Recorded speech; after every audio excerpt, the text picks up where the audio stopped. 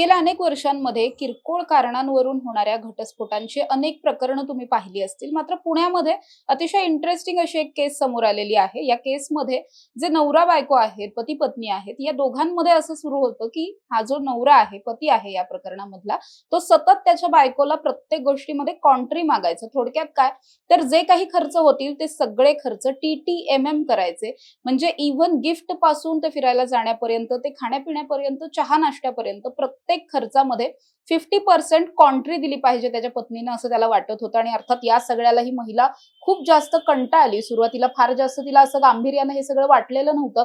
नंतर या गोष्टी कंटिन्यू राहिल्याच्या नंतर मग अर्थातच या सगळ्यामध्ये तिने डिव्होर्ससाठी अप्लाय केलेलं होतं आणि अवघ्या 9 दिवसांमध्ये या सगळ्याचा निकाल लागलेला आहे. ही केस ज्यांनी वकील म्हणून लढवलेली होती ते ॲडव्होकेट प्राजक्ता तारू माझ्यासोबत आहेत. संपूर्ण केस नेमकी काय होती हेच समजून घेणार आहोत. मॅम, नेमकी केस काय होती आणि तुमच्याकडे कोण आलं होतं दोघांपैकी? नमस्कार. मी प्राजक्ता तारू ॲडव्होकेट. ह्या केसमध्ये माझ्याकडे मुलगी आली होती सर्वप्रथम. विषय असा होता की दोघांचीही भांडण ह्या फायनान्शियल गोष्टींवरनं होत होती. बेसिकली दोघांनाही टाईम देणं होत नव्हतं. IT प्रोफेशन, हाय प्रोफाईल त्यांचं वर्क होतं.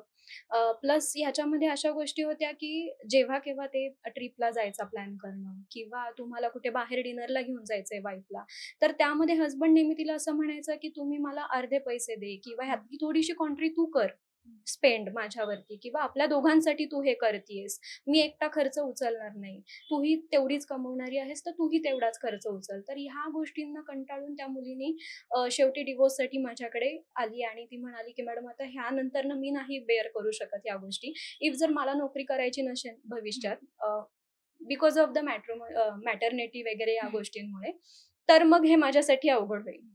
आणि त्यावेळेस पण ह्यानं नाही समजून घेतलं तर मग पुढच्या गोष्टींमध्ये प्रॉब्लेम येऊ शकतात. तर ह्या गोष्टींमुळं तिने पहिले येऊन मला अप्रोच केला मुलीने.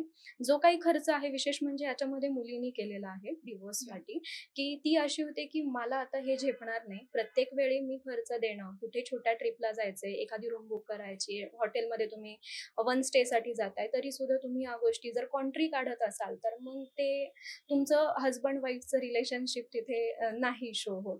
त्यामध्ये तुमचं मग खूप सारे मग तफावत येणं. जर तिने पैसे नाही दिले तर मग हा शांत बसतोय, हा बोलत नाहीये तिच्याशी, आठवडाभर यांचा संवाद होत नाहीये. त्यात तुम्ही IT प्रोफेशनमध्ये आहात, चांगल्या नोकरी करत आहात, तर एक तुमच्यामध्ये ऑलरेडी तुमचा टाइम लॅप खूप असतो.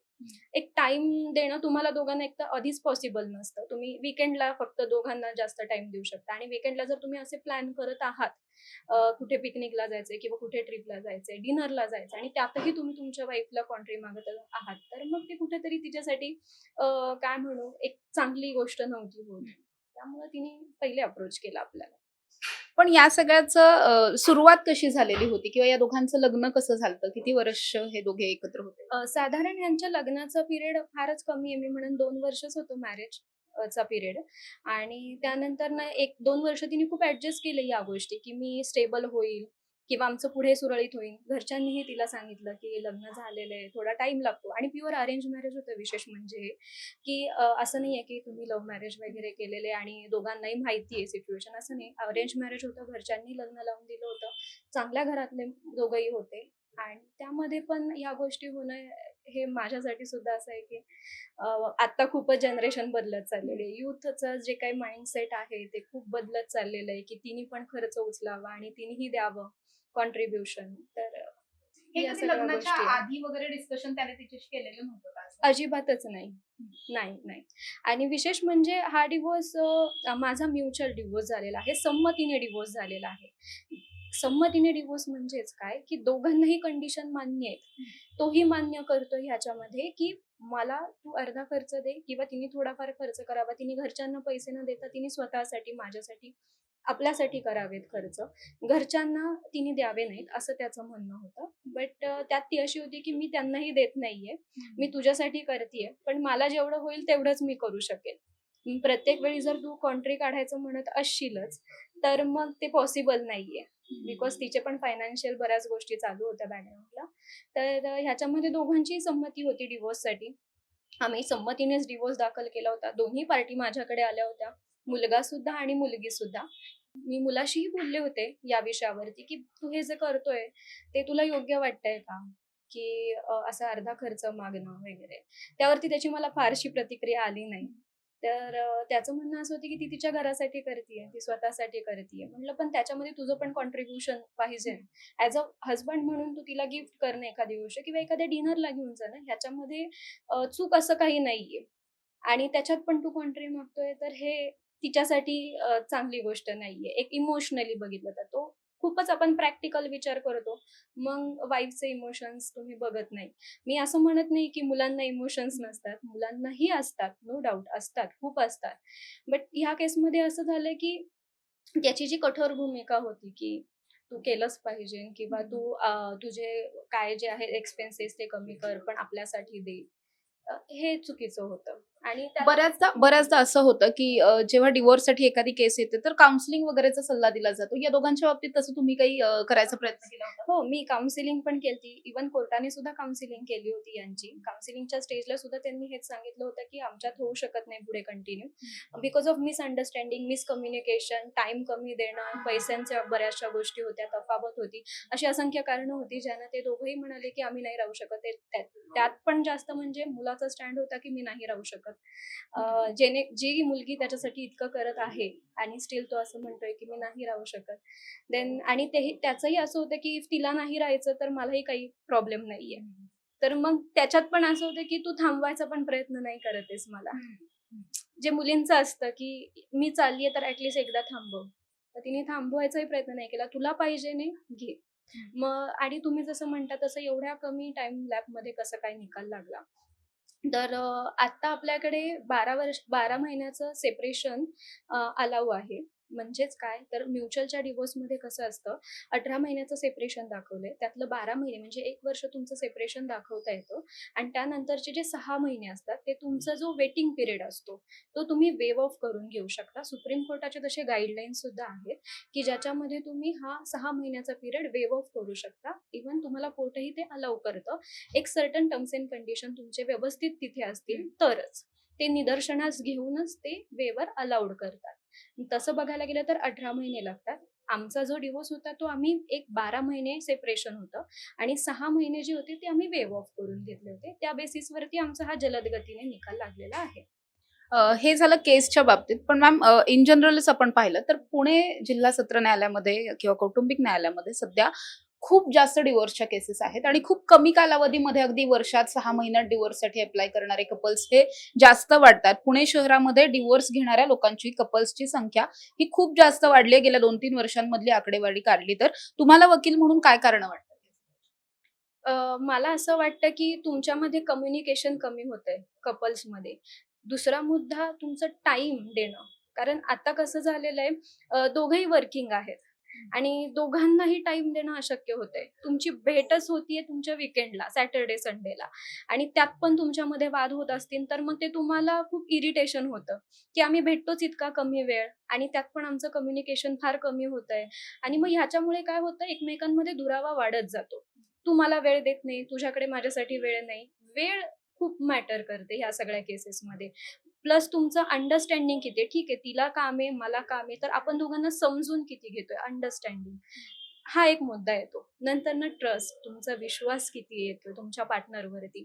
कारण तो वेळ नाही देते, तर याचा अर्थ असं नाही की त्याचं तुमच्यावरती इंटरेस्ट गेलेला आहे तुमच्यातनं, असं नाही. ह्यानं तुमची मिसअंडरस्टँडिंग होते. तुमचा ट्रस्ट इश्यू खूप वाढायला लागतो, की बाबा हा मला वेळ देत नाही म्हणजे ह्याचं काहीतरी आहे. तर अशा सगळ्या गोष्टी असतात ज्याची मूळतः हीच कारणं आहेत, की बेसिकली तुमचा trust, time, communication, family interference मी हल्ली म्हणणार नाही शक्यतो. कारण हल्लीच्या फॅमिली खूप अंडरस्टँडिंग आहेत, की मुलांना त्यांचा स्पेस देणं. यंग यूथसाठीचं म्हणेल मी. याच्या मागच्या गोष्टी मी नाही बोलत. पण यंग जनरेशनची आता जी काही नव्या पिढीचे लग्न होत आहेत, आफ्टर कोरोना तर मी म्हणेन बेसिकली, स्पेसिफिकली मेन्शन करेन. तर फॅमिली असते सपोर्टमध्ये, की तुम्हाला करायचंय, तुम्ही करा. तुम्हाला स्पेस पाहिजे आणि आम्ही देतो. काही केसमध्ये नाही होत, पण मोस्ट ऑफ दी मी आतापर्यंत बघितलं, की फॅमिली इंटरफेरन्स मला दिसला नाहीये. जेवढे मी मॅटर बघितलेत त्याच्यामध्ये. फार कमी केसेसमध्ये फॅमिली इंटरफेरन्स दिसलेला आहे. पण सिटीसारख्या शहरांमध्ये तरी मला कमी प्रमाणात दिसलंय की फॅमिली अगेन्स्ट आहे किंवा ती सपोर्ट नाही करत आहे असं. उलट ते कधी पण समजवण्याचा प्रयत्न करतात. माझ्याकडे आलेल्या केसेसमध्ये तरी समजवण्याचा. एखाद दुसरी केस असेल ज्याच्यामध्ये अशी म्हणते की फॅमिलीचा इंटरफिअरन्स आहे. बट ह्या केसेसमध्ये मी तरी सुद्धा तुम्हाला प्रत्येक वेळेला म्हणेन की वेळ. तुम्ही तुमच्या स्पाऊसला वेळ किती देताय, तुम्ही दोघं किती वेळ स्पेंड करताय, त्याच्यावरती सगळ्या गोष्टी डिपेंड आहेत. किंवा इथून पुढच्या काळामध्ये ज्या कपल्सला लग्न करायचं आहे, प्लॅनिंग मध्ये आहेत, त्यांना तुम्ही वकील म्हणून काय सल्ले देणार आहात, की काय काय गोष्टी तुम्ही आधी विचार करा आणि मग लग्नाचा? बेसिकली तुम्ही जर लव्ह मॅरेज करत असाल किंवा अरेंज मॅरेज, दोन्ही कुठलेही मुद्दे असू दे, तुम्ही पहिलं त्याचं वर्किंग प्रोफाईल ओळखून घ्या. तो तुम्हाला किती टाइम देऊ शकतो, ती तुम्हाला किती टाइम देऊ शकते, तुम्ही किती पुढे कॅरी ऑन करू शकता, तुमच्यातली ट्रान्सपरन्सी किती आहे. हल्ली मुलींना किंवा मुलांना असा प्रश्न विचारला, अरे तू इकडे का चाललाय, तिकडे, याच्यातनं पण तुमचे वाद होतात की तुला विश्वास नाहीये का, परत हा मुद्दा येतो. तर तुम्ही विश्वास ठेवा. तुम्ही जर दोघांनी एकमेकांना निवडलेलं आहे तर तुम्ही त्या विश्वासावरती चाला. दोघांनाही टाइम द्या. दोघांचंही तुमचं वर्किंग प्रोफाईल जे आहे, जे काही त्याचं कामाचं टायमिंग आहे, तिचं कामाचं टायमिंग आहे, ते समजून घ्या आणि त्या बेसिसवरती तुम्ही पुढे कंटिन्यू करा. फॅमिलीला पण समजून घ्या. कसं असतं, मुलींना काम करून घरातल्या पण जबाबदाऱ्या असतात, तर नवऱ्यांनाही ते, हल्लीची मुलांना असं सांगायची गरज नाही पडत की वाईफला मदत नका करू, करतात, मुलंही मदत करतात घरामध्ये. पण तरी मी सांगेल की तुमचं जे काही बिझनेस कामाचं वर्किंग प्रोफाईल आहे ते दोघांनी समजून घ्या.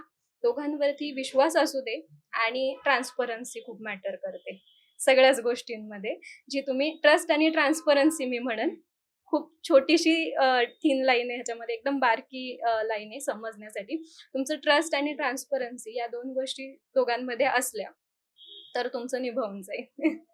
नक्कीच. पुण्यामध्ये सध्या या एका प्रकरणाची प्रचंड चर्चा रंगलेली पाहायला मिळते, कारण दोघे सुद्धा उच्च पदस्थ IT प्रोफेशन्स मध्ये काम करणारे आहेत आणि दोघांचीही सॅलरी चांगली आहे. मात्र तरी सुद्धा अशा पद्धतीनं प्रत्येक ठिकाणी जर TTMM करावं लागत असेल तर अर्थातच मानसिक त्रास या सगळ्याचा खूप झाला होता या महिलेला आणि त्यानंतर तिने डिवोर्ससाठी अप्लाय केलं होतं. म्युच्युअल हा डिवोर्स झालेला आहे, पण या प्रकरणाची चर्चा ही खूप जास्त रंगलेली पाहायला मिळते. कॅमेरा पर्सन शिवाजी साळुंखेंसह समृद्धी जाधव, टॉप न्यूज मराठी, पुणे. आता जोकासू STP या अत्याधुनिक जॅपनीज तंत्रज्ञानाने सुसज्ज, quick installation, energy efficient, noiseless blowers, low maintenance या आणि अशा वैशिष्ट्यांनी परिपूर्ण जोकासू STP तंत्रज्ञान प्रकल्प उभारणीपासून ते विक्री पश्चात समाधानकारक सेवा देणारी, भारताबरोबरच परदेशात देखील प्रकल्पांची यशस्वी उभारणी करणारी company Deccan water treatment private limited.